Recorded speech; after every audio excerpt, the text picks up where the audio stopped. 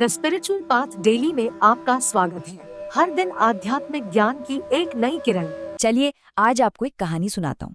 कहानी एक ऐसी जादुई जगह की जहाँ कहते हैं हवाओं में भी ना किस्से तैरते हैं।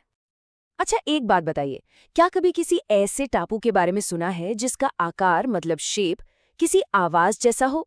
है ना अजीब बात, पर ये सच है। चलिए आज इसी का राज जानते हैं। तो वो आवाज है ओम की। कहा जाता है कि जब दुनिया में कुछ भी नहीं था ना, तो सबसे पहले बस यही एक आवाज थी। इसी से सब कुछ मतलब सब कुछ शुरू हुआ, बिल्कुल एक मैजिक वर्ड की तरह। तो हमारी कहानी की शुरुआत होती है एक बहुत ही शांत खूबसूरत नदी के किनारे। और इस नदी के ठीक बीचों बीच है एक ऐसा टापू जो अपने अंदर न जाने कितने ही राज छिपाए बैठा है। ये टापू है भारत के दिल में, मतलब बिल्कुल बीच में, नर्मदा नदी पर। इसका नाम है मांधाता। और सबसे मजेदार बात पता है क्या है? इसे किसी ने बनाया नहीं है। ये तो कुदरत का ही कमाल है जो बिल्कुल ओम जैसा दिखता है।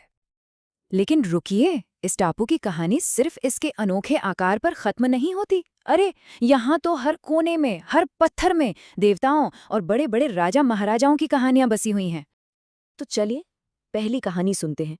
बहुत बहुत समय पहले की बात है। एक पहाड़ हुआ करता था। उसे ना अपने ऊपर बड़ा घमंड था। वो चाहता था कि पूरी दुनिया में बस वही सबसे ऊंचा, सबसे महान कहलाए। इस घमंडी पहाड़ का नाम था विंध्य पर्वत।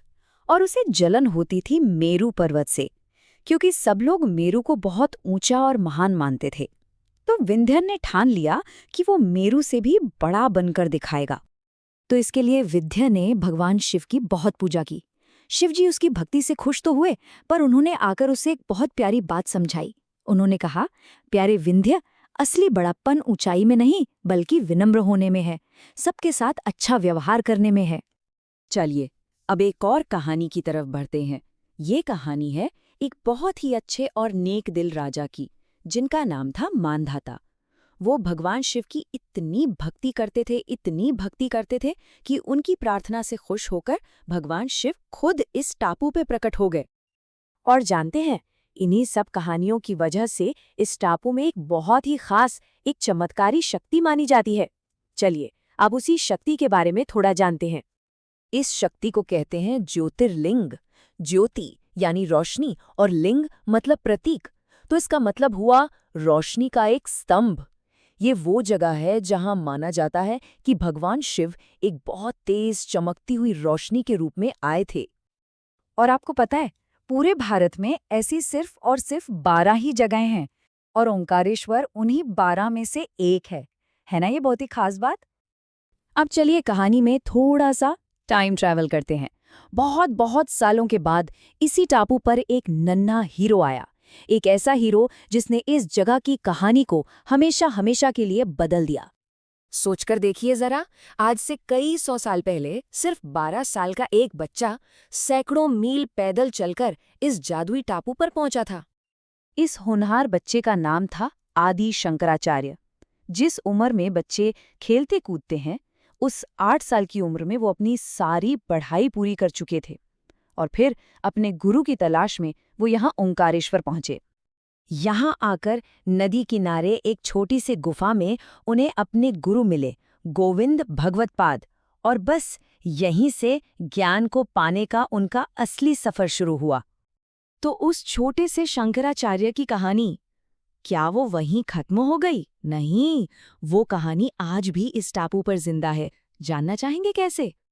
ये देखिए, आज उसी नन्हे बालक के सम्मान में ये एक बहुत बहुत बड़ी मूर्ति बनाई गई है, जिसका नाम है एकात्मता की प्रतिमा, यानी स्टैचू ऑफ वननेस। ये मूर्ति पूरे 108 फीट ऊंची है। ये हमें बस यही याद दिलाती है कि वो बच्चा उम्र में भले ही छोटा था, पर उसके विचार, उसका ज्ञान कितना विशाल था। ये प्रतिमा हम सबको उस छोटे से बच्चे की याद दिलाती है जो यहाँ ज्ञान की खोज में आया था, और फिर उसने अपना सारा ज्ञान पूरी दुनिया के साथ बांटा। ये हमें सिखाती है कि सीखने की कोई उम्र नहीं होती। तो देखा आपने, ओंकारेश्वर सिर्फ एक टापू नहीं है, ये तो एक ऐसी जगह है जहाँ कुदरत का जादू, पुरानी कहानियाँ और एक छोटे से बच्चे का बड़ा हौसला सब आकर एक हो जाते हैं। कहा जाता है कि ये टापू आज भी अपनी कहानियां सुनाता है। अगर किसी का कभी वहां जाना हो तो जरा ध्यान से सुनिएगा, क्या पता कोई नई कहानी सुनने को मिल जाए। द स्पिरिचुअल पाथ डेली पर हमें देखने के लिए धन्यवाद। कृपया लाइक करें, शेयर करें और सब्सक्राइब करें।